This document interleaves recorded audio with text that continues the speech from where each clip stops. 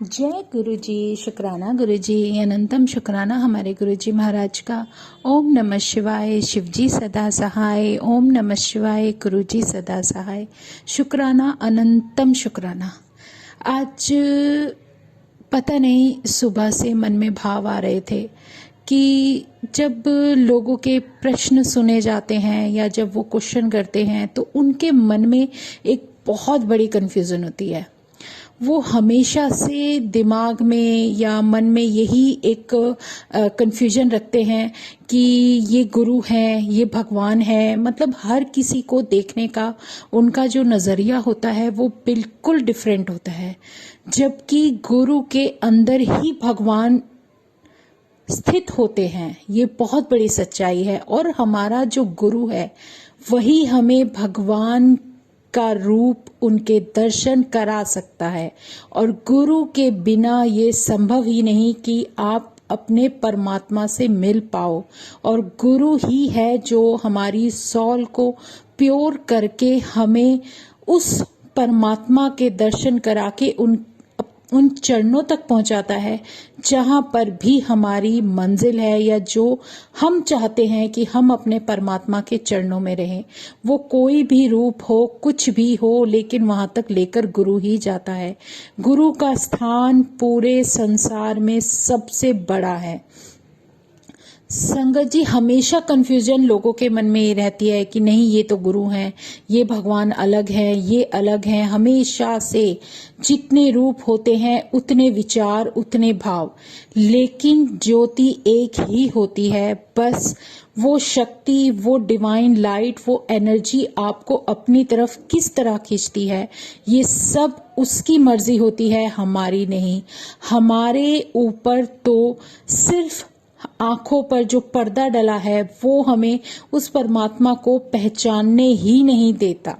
लेकिन वो परमात्मा, वो जो गुरु है ना, हमारा महागुरु, वो जो महाशिव हमारे सामने साक्षात विराजमान है, वो हमें अपने चरणों में लेना चाहते हैं। तभी हम उनकी उस कॉल को समझ पाएं या ना पाएं, लेकिन हम उसी रास्ते से उनके चरणों में सर झुका देते हैं जैसा वो चाहते हैं।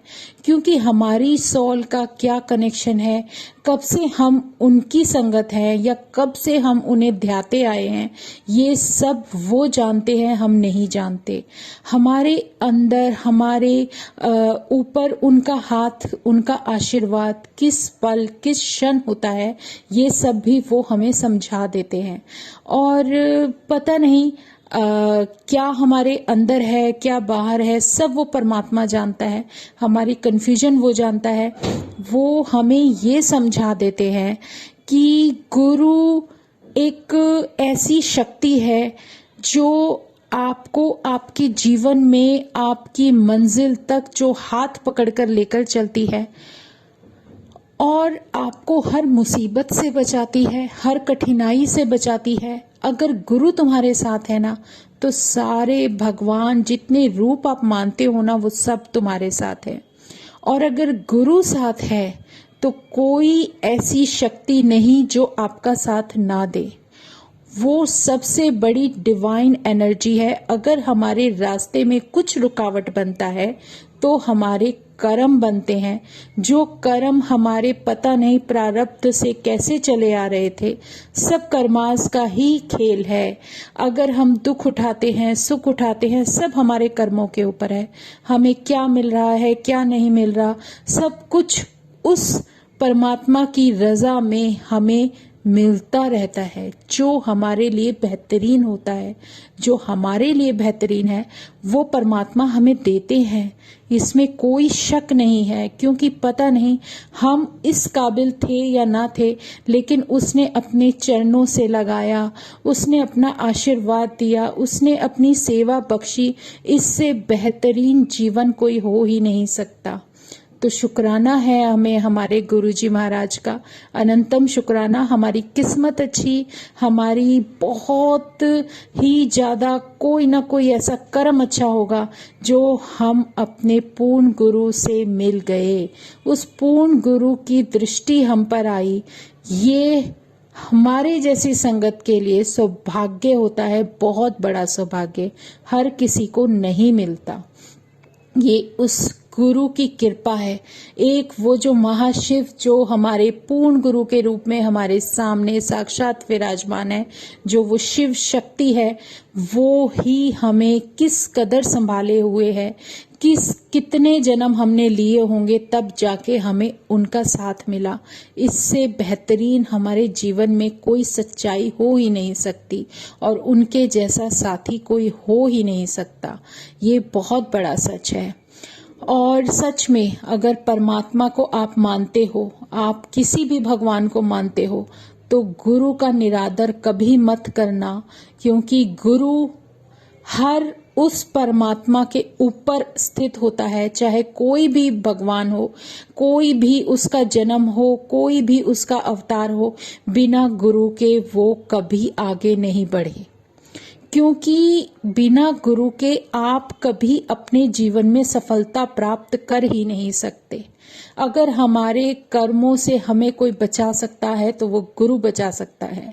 और गुरु हमें किस कदर बचाकर, हमें प्रोटेक्ट करते हुए, हमें किस कदर से हमारी कमियों को इग्नोर करते हुए हमें अपनाते हैं। उन्हें पता है कि हमारे अंदर कितनी कमियां हैं, हम इंसान कैसे हैं कैसे नहीं, उनसे कुछ नहीं छुपा, क्योंकि वो परमात्मा है। और अगर उसने हमें अपना लिया, अपने चरणों में जगह दे दी, तो इससे बेहतर कोई स्थान है ही नहीं। मंजिल तो हमें मिलनी ही मिलनी है, क्योंकि परमात्मा ने हमें अपना रूप दिखाया, दर्शन दिए, अपना साथ दे दिया, तो फिर कोई घबराने की बात नहीं। चाहे कुछ भी हो, किसी भी तरीके से हो, गुरु साथ है तो हम वो रास्ता कितना भी मुश्किल भरा हो चल जाएंगे, चले जाएंगे। कभी रुकावट आएगी भी तो संभालने वाला है ना, डर किस बात का। तो शुक्राना है हमारे ऐसे गुरुजी महाराज का।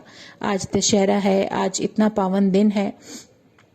अभी मेरे मन में भी आया था संगत जी, लेकिन मेरी मेड ने भी पूछा कि कल ही मेरी उससे बात हो रही थी, तो वो कहने लगी कल तो मंगलवार है, कल क्या रावण जला देते हैं। मैंने कहा क्यों, बुराई। तभी जैसे मतलब कुछ होता है ना, इंट्यूशन होती है कि जैसे बुराई को खत्म करने के लिए क्या दिन देखना, क्या समय देखना, जो परमात्मा ने फिक्स कर दिया। तो दशहरे से रिलेटेड एक प्रसंग है जो मैं आपके साथ शेयर करती हूँ कि दशहरे के दिन तक आने का कितना बड़ा रास्ता था, कितनी बड़ी जर्नी थी। क्या चीज़ पहले ही प्रारब्ध में लिखी जा चुकी होती है, जिसको सब कुछ करने के लिए, भुगतने के लिए, जिसको काटने के लिए, लेकिन उन कर्मास को काटने के लिए भगवान को भी धरती पर आना पड़ता है। शायद किसी को पता हो, लेकिन असली कारण क्या है दशहरा मनाने का, आज मन में था कि गुरुजी आज ये शेयर करेंगे। आपने सुना होगा कि नारद भगवान कितना मतलब उनका इधर से उधर, उधर से इधर घूमना फिरना रहता था। वो भगवान शिव के पास एक बार जाते हैं और मन में अपने विवाह से रिलेटेड कुछ उनके मन में इच्छा जागती है कि मैं भी विवाहित होकर भगवान शंकर, विष्णु और ब्रह्मा जी की तरह सेटल हो जाऊं। तो ये मैं शॉर्ट में ही बता रही हूँ, डिटेल नहीं करूंगी ज़्यादा, जिससे आप समझ सको। तो नारद भगवान शिव भगवान के पास जाकर प्रार्थना करते हैं। तब भगवान शिव कहते हैं कि आप भगवान विष्णु से कुछ मदद मांगो, वो आपको ज़रूर रास्ता दिखाएंगे, क्योंकि वो हर तरीके से इन चीज़ों में बहुत एक्सपर्ट है। तो नारद भगवान वहां से आ रहे होते हैं विष्णु भगवान के यहाँ, लेकिन रास्ते में भगवान शिव उनकी मंशा जान लेते हैं और उनके बारे में उन्हें सब कुछ पता होता है। तो भगवान शिव ही अपनी एक लीला रचते हैं, जहां पर रास्ते में जाते हुए नारद जी को एक महल दिखाई देता है, जहां पर कि एक कन्या का स्वयंवर होने वाला है। और वो वहां जाकर उस कन्या को देखते हैं तो उनके मन में आता है कि मैं इस कन्या से विवाह करूंगा, मैं भी अपने गृहस्थ आश्रम में प्रवेश करूंगा। तो नारद जी ये मन में इच्छा रखते हुए विष्णु भगवान के पास जाते हैं और विष्णु भगवान को बोलते हैं कि प्रभु मुझे आप अपना सुंदर रूप दे दीजिए, क्योंकि आपके सुंदर रूप के कारण मुझे वो राजकुमारी किसी भी कीमत पर मना नहीं करेगी कि वो मुझसे विवाह कर ले, बस किसी भी तरीके से आप इतना सुंदर बना दीजिए। तो विष्णु भगवान उनको देखते हैं और उनके मन में उन्हें सब कुछ पता चल जाता है कि भगवान शिव ने कैसे लीला रची है और कैसे वो राजकुमारी है, क्या स्वयंवर है, सब पता चल जाता है, क्योंकि भगवान को तो सब कुछ पता है, चल ही जाता है। तो वो क्या करते हैं, नारद जी को एक वानर का रूप दे देते हैं और वानर का रूप लेकर वो खुशी खुशी निकल पड़ते हैं कि उन्हें ये लगता है कि मेरे से अच्छा, मेरे से सुंदर कोई है ही नहीं, क्योंकि भगवान विष्णु तो उन्हें कभी कुछ गलत दे ही नहीं सकते। लेकिन इसमें भी नारद के अंदर कुछ ना कुछ एक कमी थी, क्योंकि उन्होंने हमेशा से वैराग्य का जो मांगा था ना वरदान भगवान से, तो उससे वो भटक रहे थे। उनको उस रास्ते से, उस भटकन से बचाने के लिए ही प्रभु ने उनको ये सब लीला करके दिखाई कि जो उनका वरदान दिया हुआ है कि उन्होंने जो भक्ति मार्ग पर चलना था, जो उन्हें वैराग्य लेकर ही पूरा जीवन बिताना था, तो उससे वो भटक गए थे। उससे बचाने के लिए सब लीला होती है। तो वो नारद जी उस राजमहल की तरफ निकल पड़ते हैं। भगवान विष्णु के द्वार पर 2 द्वारपाल होते हैं और वो देखते हैं वहां से निकलते हुए नारद जी को, तो वो बहुत तेज हंसते हैं उनको देखकर, क्योंकि उन्हें तो दिख रहा होता है कि नारद जी को वानर का रूप दे दिया गया है। फिर वो वानर का रूप देखकर बड़ी तेज हंसते हैं। तो नारद जी बोलते हैं, शायद ये हंस रहे होंगे कि मैं विष्णु की तरह लग रहा हूं। तो वो खुश हो रहे हैं, वो उनकी मंशा नहीं समझ पाते और वो उस महल में स्वयंवर में चले जाते हैं। और जब स्वयंवर में राजकुमारी उनकी तरफ माला लेकर आती है तो वो भी उनके ऊपर हंसती है और आगे निकल जाती है। तो नारद ये सोचता है कि नारद जी के मन में ये आता है कि ये मुझे छोड़कर आगे कैसे चलेगी, मैं तो बहुत सुंदर हूं।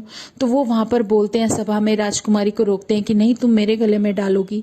लेकिन राजकुमारी उनका मजाक बनाती है और उनको बोलती है कि पहले आप अपनी शक्ल तो देखिए जाके कि मैं आपसे विवाह कैसे करूं।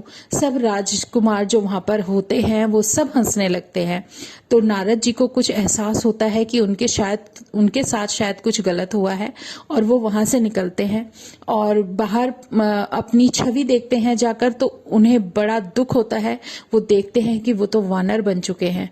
तब वो क्रोध में आकर वापिस वही भगवान विष्णु के पास आते हैं। रास्ते में वो द्वारपाल बने होते हैं, तो द्वारपाल दिखते हैं तो वो नारद जी उनको शाप देते हैं कि तुम राक्षस बनोगे, क्योंकि जो कुटिलता तुमने मेरे साथ की है वो अच्छी नहीं की। अगर तुम मुझे पहले ही बता देते कि ये रूप तुम्हारा भगवान विष्णु ने दिया है तो शायद मैं वहां ना जाता और मेरा मजाक ना बनता। तब वो भगवान विष्णु के पास आकर उनको भी शाप देते हैं, क्रोध के वशीभूत होकर, कि भगवान विष्णु को बोलते हैं कि तुम भी जिस तरीके से तुमने मुझे वंचित किया है इस से कि मैं विवाह ना करूं, या जिस राजकुमारी से मेरा मन था, तुम भी वही सुख, स्त्री सुख नहीं भोग पाओगे। और अगर तुम्हारे जीवन में कोई कष्ट होगा तो तुम्हें जब भी मदद की जरूरत होगी तो तुम्हें वानर की ही हेल्प लेनी पड़ेगी, क्योंकि वानर जो रूप तुमने मुझे दिया है उसकी मदद के बिना तुम्हारा कभी कोई कल्याण नहीं हो सकता। तो संगत जी, ये प्रारब्ध का ही कारण था कि वो 2 द्वारपाल थे, वो आपके रावण और कुंभकर्ण के रूप में पैदा हुए आकर, क्योंकि उन्हें अपने कर्म कटवाने थे, शाप जो मिला था। और जो हमारे भगवान विष्णु थे वो राम का रूप लेकर धरती पर आते हैं और सीता मैया से वियोग उन्हें मिलता है। और सबसे बड़ी बात ये देखो, भगवान शिव के द्वारा लीला रची गई थी।